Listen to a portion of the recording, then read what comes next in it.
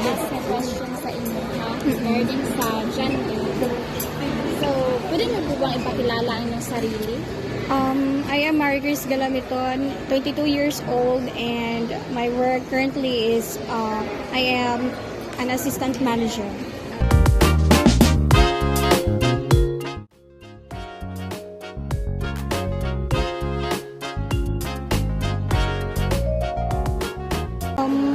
Well, my family, they were actually like, they accept me of who I am because I am purely a woman.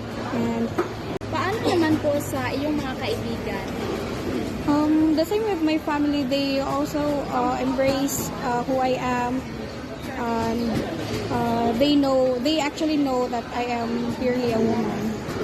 Paano naman po sa komunidad?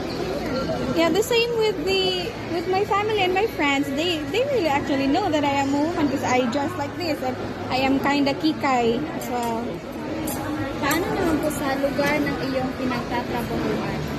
The same, kay they already know how I dress, how I am presenting myself to them, and the like. Anong halimbawa ng diskriminasyon ng iyong naranasan base sa iyong kasarian o orientasyon sexual? Well, to tell you honestly, I haven't been discriminated based on my gender because they were actually aware of what's my gender and how I am presenting myself to them.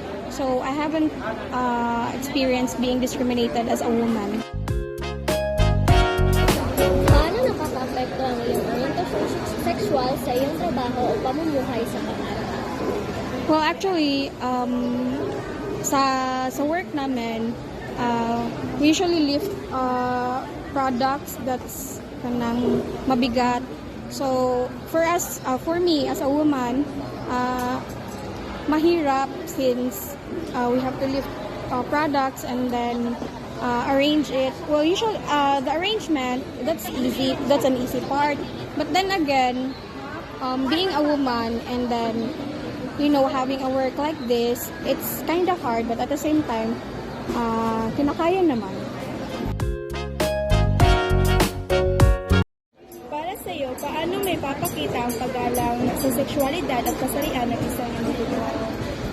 Well, every day, makamit man tayo ng different people with different upbringings in life, but we have to remember and put in our minds na we do have our different way of expressing ourselves, and then we have to respect that. It's either makatagbo ka ng gay or like they're different when in terms of presenting themselves in front of the others, like taliwas ang ginasuot nila from the gender that we are actually looking at sa ilaha. And then, like, for example, gasaya sila but then they're lalaki. So in that way, we have to respect how they're presenting themselves, and we have to accept nga we have different way of expressing ourselves also. So that's it. May mga pagkakataon bang nakakaranas ka ng pantay na pakikitungo? Yeah, most of the time, ma-experience ko na siya. Pero that doesn't mean na you have to take it granted.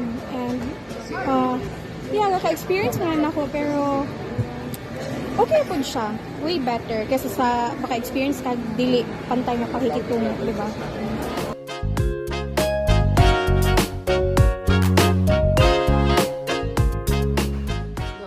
Good morning, ma'am. To formally introduce ourselves, we are from Valencia National High School and we would like to ask you these following questions. So, number 1, pwede niyo po bang ipakilala ang inyong sarili? Okay, ako pala si Junessa Di Parinis Hangad, taga Purok 3A, Poblacion, Valencia City, 30 years old at married na ngayon. Okay. Ano po ang iyong trabaho? Service crew dito sa Sweetly. Paano po ba ang naging pakikitungo sa iyo ng iyong pamilya, mga kaibigan, komunidad at lugar ng iyong pinagtatrabahuan base sa iyong orientasyong sexual o pagiging babae?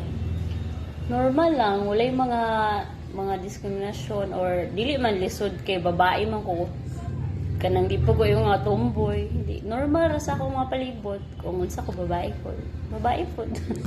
Ano lang. Ano-anong halimbawa ng diskriminasyon ang iyong naranasan base sa iyong kasarian o orientasyong sexual? Sa tinuod lang wala man gyud ko gi-discriminate kay kanang dili man po ko kanang murag di man po ko mag-discriminate sa uban nga bayot sila or tomboy sila. So normal lang kung wala diskriminasyon sa ako nga oy ikaw ayaw pag inani o kanang di naman ang kalibutan nato karon kay na ay tumboy na apoy bayad pero dito iyo nga adi ko ala niya kay bayad siya di ko ala kay tumboy siya normal lang dili naman discriminate og lahi-lahi nga tao kay lahi-lahi man tao pagdagko. Paano nakakaapekto ang iyong orientasyong sexual sa iyong trabaho o pamumuhay sa pang-araw-araw? Kuan ang maka-affect sa kuha is kanang literal nga physical kay dili man sa tayong panahon kanang okay atong lawas bugat dayon kada adlaw mulaba or gikan sa trabaho ay gikan sa balay magtrabaho pag abot na rin magtrabaho dili sayo magtrabaho sa physical pero kung emotional okay lang. Ano lang. May pagkakataon bang nakaranas ka ng pantay na pakikitungo? Oo, per me kay kuan maayong tao ay di always nga kanang pantay ra gyud ang pag kanang treat sa mga tawo kay wala man sila di man ta ka-judge sa isa ka tawo manang always pantay lang gyud. Para sa iyo, paano maipapakita ang paggalang sa sexualidad at kasarian ng isang individual? Kuan lang equal lang ta tanan bisan pa og kanang na siya nahimo nga mali or kanang wala kanang di ta mag-judge sa katawo kay wala ta kabalo sa unsa ang ilaha betang experience ilang pagdako di kay dili man ta kaila tanan except sa ato ang pamilya kay kanang kabalo ta ka kanang ato igsuon atong mama pero sa uban tawo dapat equal ta kay walay kuan kanang wala tay katungod nga mag-judge sa isa ka tawo sa tanan.